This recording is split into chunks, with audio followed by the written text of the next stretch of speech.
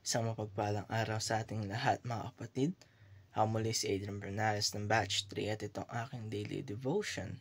At ngayong araw ay pag-uusapan natin ay kung totoo ba ang purgatory. At ang ating scripture ay mula sa Hebrews chapter 10 verse 14. Sasabi sa ating scripture ngayong araw, "For by one offering he hath perfected forever them that are sanctified." Okay mga kapatid, madalas natin naririnig ang salitang purgatorio. Maraming katuruan na ito raw isang temporary state para sa mga kaluluwa na namatay na sa biyaya ng Diyos.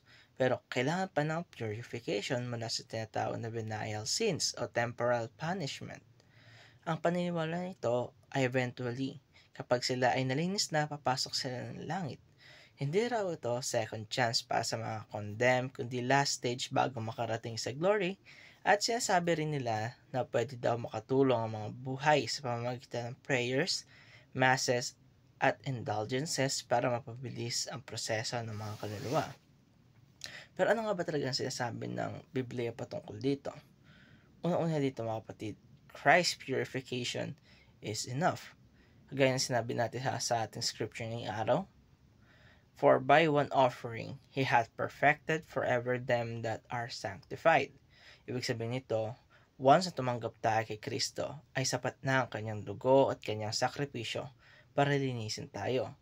Hindi na natin kailangan ng dagdag na purification sa ibang lugar. Ang ginawa ni Jesus sa krus ay once and for all, kompleto, sapat, at hindi kulang. Kalaway, Christ's purification is for all time. Hindi lamang ito pansamantala o kailangan nating ulitin pa. Ang sakripisyo ni Jesus ay timeless, eternal, at hindi kailanman nagkukulang. Pag sinabi ng Panginoon na it is finished, ito ay tapos na. Ang lahat ng kasalanan natin, past, present, at future pa, ay nabayaran na ni Kristo. Hindi natin kailangang mag-alala kung kailangan pa ba natin ng ibang paglilinis pagkatapos ng ating kamatayan. Katatlo ay Christ's purification is received by faith. At higit sa lahat mga kapatid ay ang paglilinis at kaligtasan ay matatanggap lamang natin sa pamagitan ng ating pananampalataya kay Jesucristo. Ito nakukuha sa pamagitan ng mga rituals, indulgences o panalangin ng iba.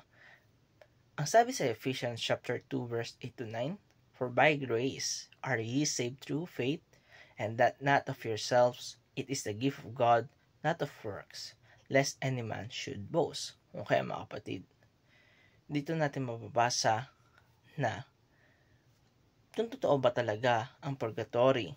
Hindi ito kailangan, sapagkat ang ginawa ni Kristo ay ganap at sapat na at wala nang ibang lugar ng purification dahil ang lahat ng iyon ay natapos na sa krus ng Kalbaryo.